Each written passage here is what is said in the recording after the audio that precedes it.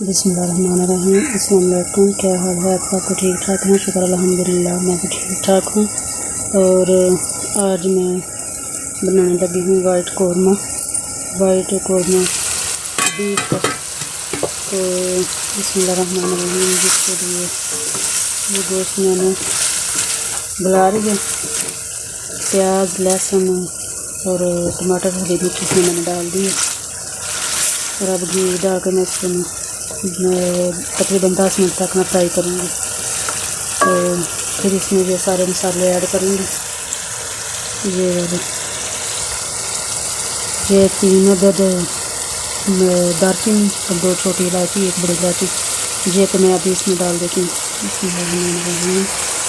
और ये 1 चम्मच मिर्ची, 1 चम्मच सूखा धनिया, आधे से कम चम्मच है ये हल्दी, और ये 1 चम्मच वाइट कौरमा मसाला, और ये काली मिर्च 1 चम्मच, इसमें सिर्फ मिर्च मिल जाएगी।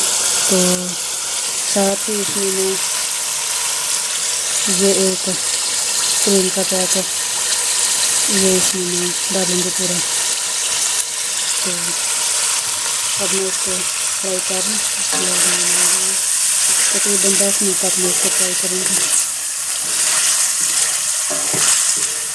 और बाद में मैं इसमें लेमन भी ऐड करूँगी थोड़ा सा।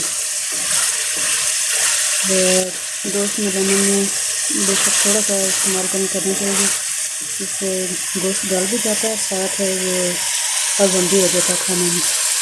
तो प्लीज़ मेरी वीडियो को पूरा देखें और इस चैनल को सब्सक्राइब लाइक और साथ शेयर भी करें। Thank you. तो ये देखें, वीडियो फ्राई हो गया, इसका कलर कितना चेंज हो गया, ब्राउन हो गया। तो अब इसमें ये सारे मसाले में डाल देंगे। बिस्मिल्लाहिर्रहमानिर्रहीम। इसको 2 से 3 मिनट तक मैं थोड़ा सा पानी लगा कर मैं भून लूँगी। बिस्मिल्लाहिर्रहमानिर्रहीम। और फिर मैं इसमें क्रीम ऐड कर दूँगी।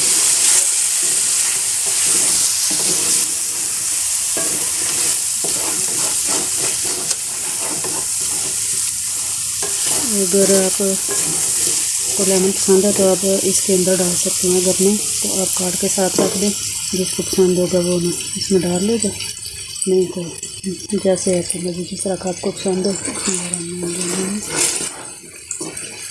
तो अब मैं इसमें पानी लगा लूँ थोड़ा सा। बिस्मिल्लाहिर्रहमानिर्रहीम। 3-4 मिनट तक मैं इसको भून लेती हूँ ऐसे। तो फिर मैं इसमें क्रीम डाल दूँगी।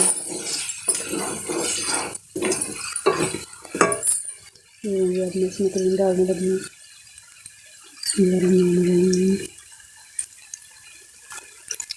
ये सारा इसमें डाल दें।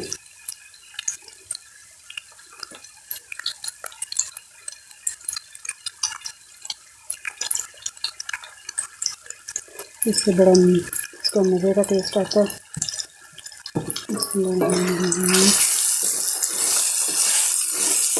मैं इसको 3-4 मिनट तक और फ्राई कर लूँ।